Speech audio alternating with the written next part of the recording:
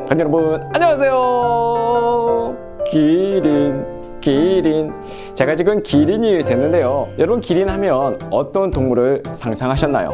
이렇게 동물원에서 흔히 보는 목이 긴 동물을 상상하셨을 텐데요. 하지만 원래 기린은 긴 목과는 상관없는 고대 중국인들이 상상해낸 매우 상서로운 그런 동물이라고 합니다. 덕이 높은 성군이 이 세상에 나올 전조로 나타난다고 하는 이 기린은 원래 수컷을 기라고 하고 암컷은 린이라고 해서 암수 한 쌍을 합쳐서 기린이라고 했대네요. 이 상상의 동물 기린은 성품이 매우 어질고 의로운 짐승이라고 합니다. 새끼로 태어나는 태생도 아니고 알로 태어나는 난생도 아닌 매우 신비로운 동물로 걸음걸이가 법도에 어긋남이 없고 살아있는 벌레조차 밟지 않고 걸을 때도 풀을 밟아서 꺾는 법이 없다고 하는 이 기린. 의롭지 않은 것은 입에 대지도 않고 더러운 물은 마시지도 않고 함정이나 그물이 있는 데는 가지도 않는다는 매우 신비스러운 동물이 바로 상상의 동물 기린이라고 하네요.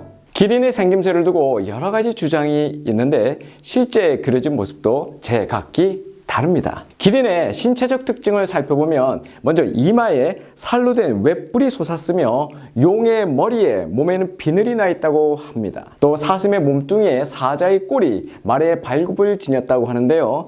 태평한 시대에 거룩한 임금이 백성을 사랑으로 다스리면 이 기린이 나타난다고 하네요. 그 선수는 중학생 때부터 야구계의 기린아로 평가를 받은 선수다. 여러분, 이런 문장 들어보셨나요?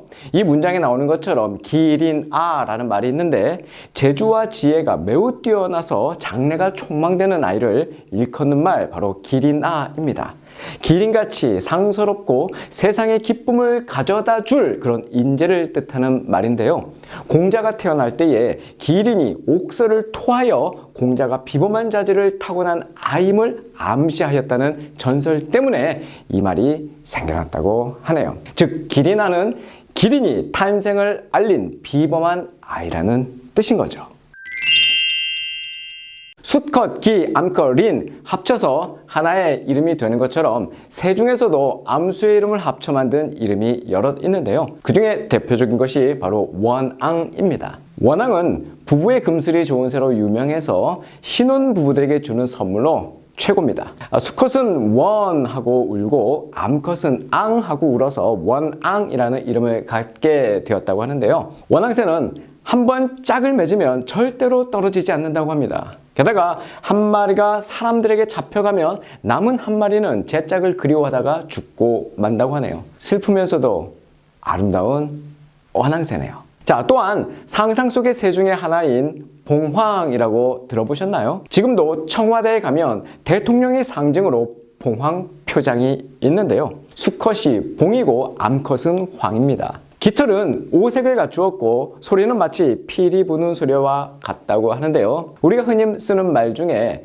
내가 네 봉이냐 라고 하는 그 말은 바로 이 봉이 봉황에서 나온 말이라고 합니다. 어수룩해서 이용해 먹기 딱 좋은 사람을 비유할 때 쓰는 말인데요. 옛날 조선시대에 활약했던 유명한 사람 봉이 김선달에서 유래됐다고 하네요.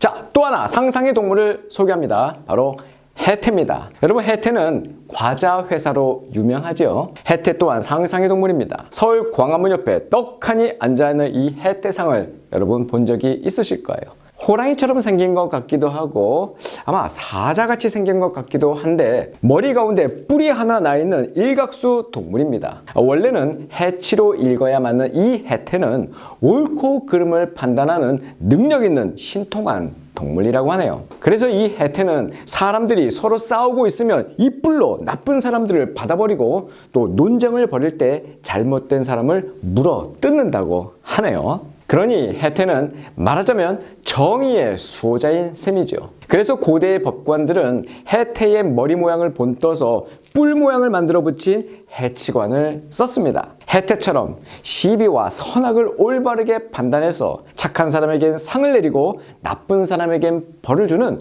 권선징악의 바른 법도를 세워달라라고 하는 그 당부가 담겨 있는 것이죠. 자, 기린과 해태, 봉황에 이어서 이제 상상 속의 동물의 대명사, 그 유명한 동물을 소개할까 합니다. 바로 용입니다. 여러분, 용은 12간지, 즉 쥐, 소, 호랑이, 토끼, 용, 뱀, 말, 양, 원숭이, 닭, 개, 돼지, 이 12동물 가운데 유일하게 이 지상에 실제하지 않는 상상 속의 동물이 바로 이 용이지요. 아무도 본 사람이 없어도 이 용을 모르는 사람은 없습니다. 그 정도로 용은 우리에게 매우 친숙한 동물이지요. 자, 용의 생김새를 잠깐 볼까요? 자, 먼저 용은 낙타 머리에 사슴의 뿔을 달고 토끼의 눈에 소의 귀를 가졌답니다. 목덜미는 뱀이고 배는 이무기와 같고 물고기 비늘에 호랑이의 발, 매의 발톱을 가졌다고 합니다. 온몸에 81개의 비늘이 덮여 있습니다. 구리쟁반을 울리는 듯한 우렁찬 소리를 내고 입 주위에는 용수라고 하는 매우 탄력 있는 꼬불꼬불한 긴 수염이 나 있죠. 바로 우리가 스프링이라고 하는 이 용수철이 바로 여기에서 나온 말이죠. 또한 턱 밑에는 신비한 능력을 갖춘 여의주가 있는데 이 구슬에서 무궁무진한 신통력이 나와서 다양한 조화를 부린다고 합니다. 또한 옛날 사람들은 이 용이 땅속에 들어가서 생물을 만들고 생물의 그 기운이 하늘로 올라가 구름을 만든다고 생각해서 구름을 박차고 하늘로 오르는 그 용을 가장 신령스럽고 고귀한 이미지로 받아들였다고 합니다. 그래서 이 용의 이미지는 곧 왕을 상징하는 이미지가 된 것이죠. 그래서 왕이 입는 옷을 곤룡포라고 하고 왕의 얼굴을 용안, 왕의 수레를 용어, 왕의 의자를 용상이라고 하는 것입니다. 우리가 잘 알고 있는 용비어천가라는 그 책도 조선의 왕을 하늘에 난 그 용에 빗대어서 그 공덕을 칭송하는 노래였던 것이죠. 또한 영린이란 말도 있어요. 영린은 리는 물고기의 비늘이라는 뜻인데요.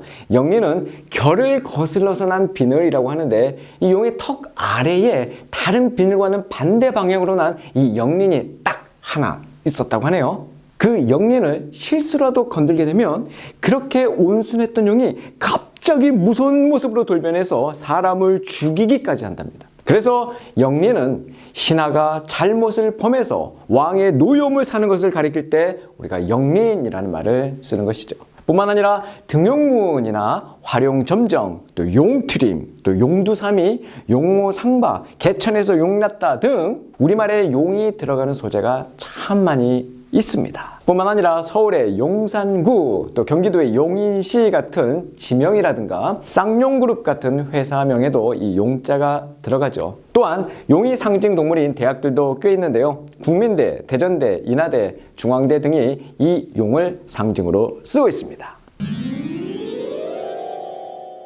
자, 그러면 성경에도 용이 나올까요? 네, 당연히 나옵니다. 많은 사람들이 성경에는 하와를 유혹한 뱀만 나온다고 생각하는데 이 용은 시편에도 나오고 요한계시록에도 나옵니다. 자, 용이 등장하는 성경 구절을 찾아보자면 요한계시록 외에 시편에 2번 등장하는데요. 먼저 시편 74편 13절입니다. 주께서 주의 능력으로 바다를 나누시고 물 가운데에 용들의 머리를 깨트리셨으며 용이 하나님을 대적하는 존재로 등장하지요. 또 시편 148편 7절입니다.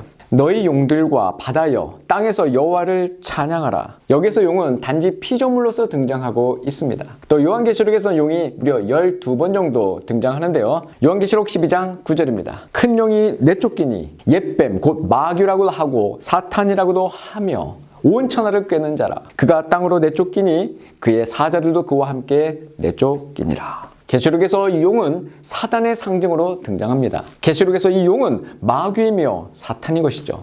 아담과 하와를 유혹했던 바로 그 뱀인 것입니다. 마귀요 사탄이 이 용이 자신의 능력과 보좌와 큰 권세를 누군가에게 주는 장면이 요한계시록 13장 1절에서 2절에 나오는데요. 내가 보니 바다에서 한 짐승이 나오는데 뿔이 10이요 머리가 7이라. 그 뿔에는 10 왕관이 있고 그 머리들에게는 신성모독하는 이름들이 있더라. 내가 본 짐승은 표범과 비슷하고 그 발은 곰의 발 같고 그 입은 사자의 입 같은데 용이 자기의 능력과 보좌와 큰 권세를 그에게 주었더라. 그 짐승이 누굽니까?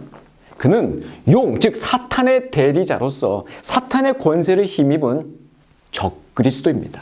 종말에 출현할 이 적그리스도는 성도들을 핍박하는 강력한 원수입니다. 이 짐승은 하나님의 백성을 적극적으로 대적하는 세상의 모든 불신 세력을 상징하는 것이지요. 하나님은 짐승이 판을 치는 세상의 이 강력한 악의 세력 앞에 우리의 연약함을 발견하게 하십니다. 그것이 바로 욥기에 나오는 상상의 두 동물, 바로 베헤못과 리오와 야단이라는 동물입니다. 이전 개역 한글 성경에서는 베헤못을 하마, 또 리오와 야단을 악으로 번역했는데요. 사실 이 리오와 야단과 베헤못은 만화에서나 나올 법한 용의 이미지에 가깝습니다. 이 두 단어가 무엇을 가리키는지 정확히 아는 것은 사실 불가능합니다. 리오와 야단의 입에서는 횃불이 나오고 불꽃이 튀어나오며 깊은 물을 소태물이 끓음 같게 하며 바다를 기름병같이 다루는도다, 이런 말이 나와요. 하나님은 그 짐승의 모습을 보기만 해도 너희는 기가 꺾일 것이라고 하실 정도로 이 리오와 야단은 대단한 동물입니다. 그러나 전능하신 창조주 하나님께는 이 리오와 야단도 애완동물에 불과합니다. 하나님이 욥에게 이렇게 말씀하세요. 온 천하에 있는 것이 다 내 것이다. 인간은 자신이 어떤 선행을 했다고 해서 창조주 하나님을 무시할 수 없습니다. 이 진리에 직면하자 욥이 하나님 앞에 고개를 숙이죠.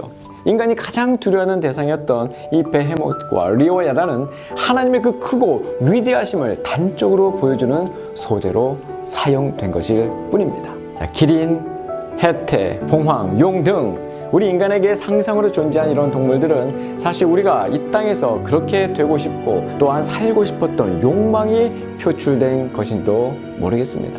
그 어떤 대단해 보이는 상상의 동물들도 하나님 앞에서는 그저 귀여운 애완동물에 지나지 않는 것을 명심하세요. 하나님을 대적하는 짐승의 인생이 아니라 하나님을 사랑하고 하나님을 경외하는 하나님의 자녀의 인생이 돼야 하지 않겠습니까? 청신호 가족 여러분, 다음 시간에 만나요.